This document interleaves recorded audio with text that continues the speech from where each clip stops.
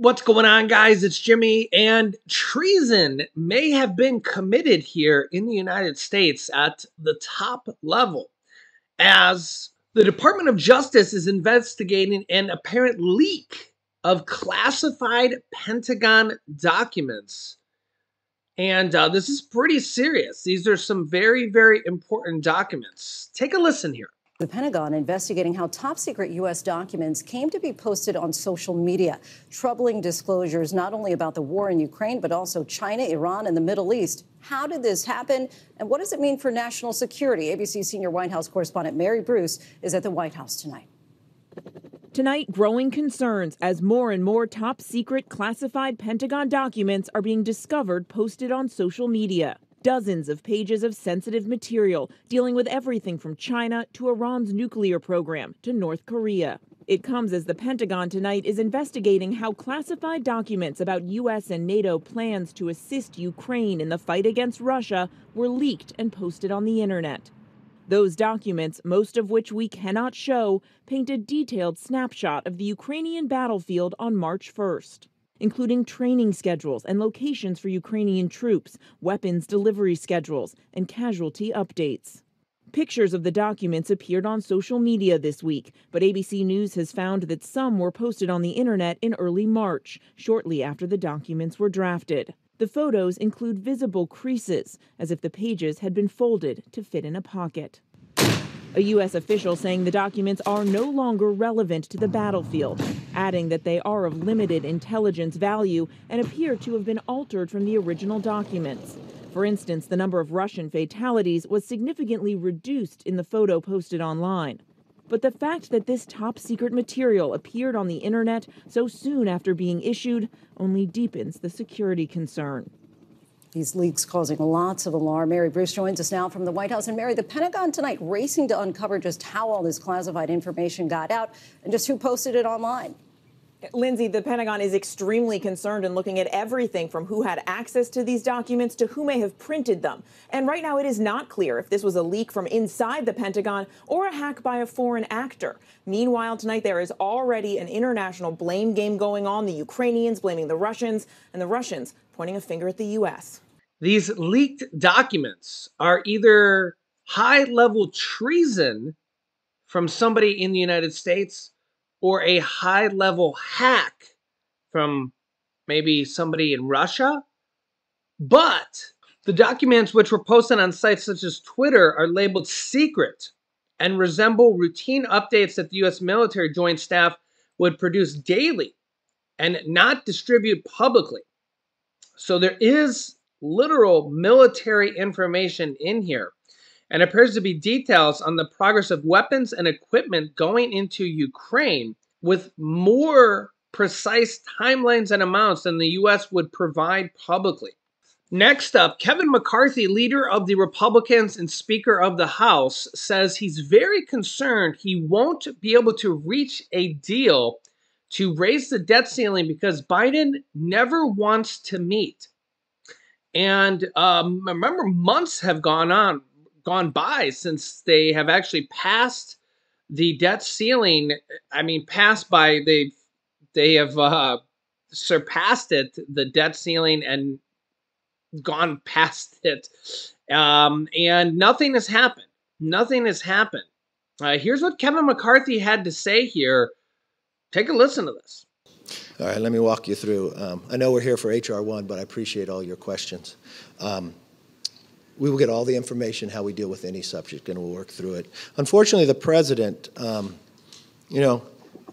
back in 2011, he called them the Biden talks. I sat down with the president on February 1st. We had a good discussion. He said he wanted to meet further. He actually tweeted out afterwards that he wanted to have further discussions. He told us the very next morning, not just myself, but he told those members who went to the prayer breakfast that we're going to meet. He told the Democratic Congress on their retreat that he's going to have a meeting with me. He apparently doesn't want to meet, and I don't understand why. We're very reasonable, responsible.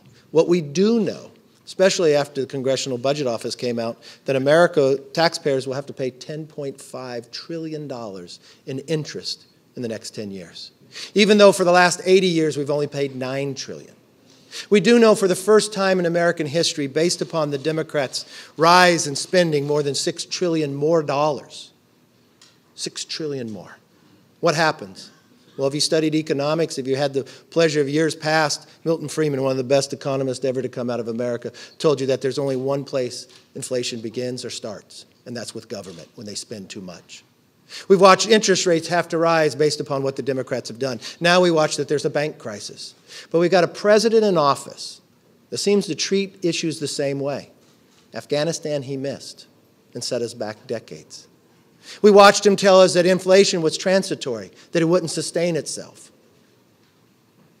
We watched him slow to action when we asked back in 2015 to give the Ukrainians javelins so they could defend themselves, so Russia would not invade.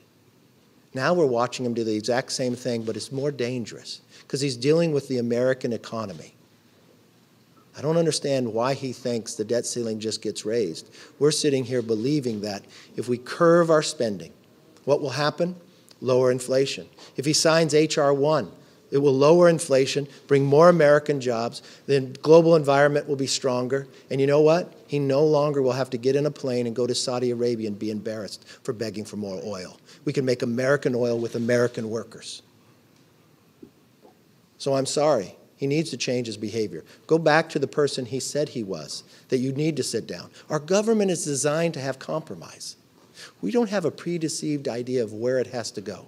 But I think there's three things that we should look at. We should be able to lower, save, and grow. Lower our spending, save the taxpayer money, and grow our economy, just like H.R. 1. You know, we talk about what it will do to energy, but if you want to build anything in America, you need H.R. 1. You want to build a road, you want to build a bridge, you want to have a permitting process to put solar or wind, on average 5 to 7 years. And you wonder why China continues to jump ahead. Well, we say no more of that. Sign H.R. 1 and we'll make America stronger. But more important, Mr. President, I'm ready at any time, at any moment. I'll come tonight. It doesn't make it difficult to sit down and negotiate and find common ground to make America a little stronger and make sure we stop overspending. Yeah, so you can let me know your thoughts here on this. My guess would be is that President Biden doesn't want to be the first person to step out and negotiate on the debt ceiling crisis. Remember, Kevin McCarthy doesn't want to negotiate in public over the debt ceiling anyways. So if they did this behind closed doors, I get it's going to be a messy negotiation anyways because there's going to be cuts involved. And when they start cutting things, a lot of the cuts are going to affect Americans. They're going to affect things. Republicans have already talked about cutting more things like food stamps, SNAP benefits, putting more work requirements on them. There's going to be more cuts to a lot of social programs, possibly. I mean, I can't definitively say, but this is kind of some of the proposals we've already seen come out of some of the Republican groups. Okay. So if you've been watching my channel, you've seen some of this. I've shown it to you in black and white on the screen when they came out here a few weeks ago. So we'll see what happens. President Biden probably doesn't want to talk about this, but we gotta do this. We have to raise the debt ceiling. Waiting until the last moment is just terrible to begin with. Negotiating over this stuff isn't pretty either. Republicans want to make cuts, and they're talking about they're not going to raise the debt ceiling if there's no cuts involved, meaning spending cuts. Now, where the spending cuts are going to be, well, Democrats really don't want to do any spending cuts at all.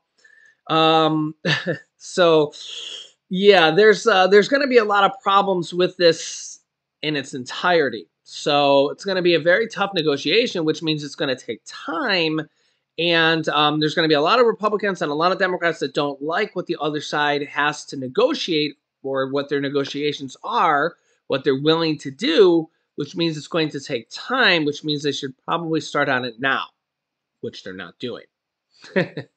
Yeah, government 101, right? So I'll keep you up to date here. If you haven't yet, make sure to subscribe down below. Click the bell icon so you don't miss out on new videos. And if you appreciate these videos, don't forget to hit the like button for us and share these videos. Here's some videos you should watch next. Here's a nuclear warning sent to Americans. And here's the US government banning some of your household items. So click on one of those videos next. Thanks for watching, guys, and I will see you in the next video.